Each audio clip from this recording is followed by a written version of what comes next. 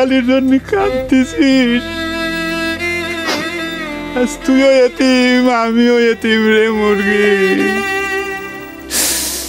হায় রে কেদা, হায় রে ঘর, গাছপালা, কোনো জায়গায় শিবালি নাই।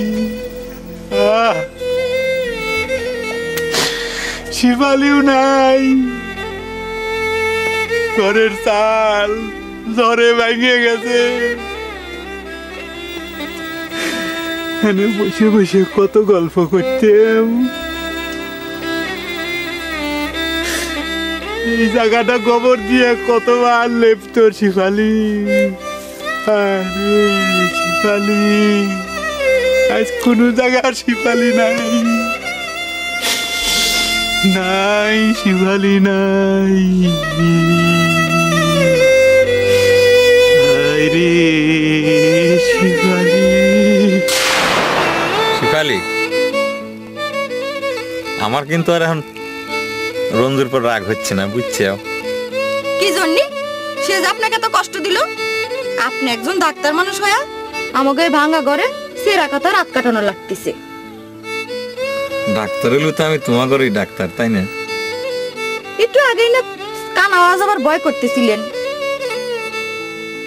শিবালি, তোমাকে একটা কথা কব। কথাটা অবশ্য আমি বাসন্তী বৌদিক দিয়ে কবেরই চাইছিলাম, কব? কি এমন কথা? বুঝলাম না যে বাসন্তী বৌদিক দিয়ে কর লাগবে। সত্যি? তাহলে কই? কোন? তোমার মতো যদি একজন মানুষ পাই, তাহলে সারা জীবন আমি কানা হয়ে থাকতে আপত্তি নাই।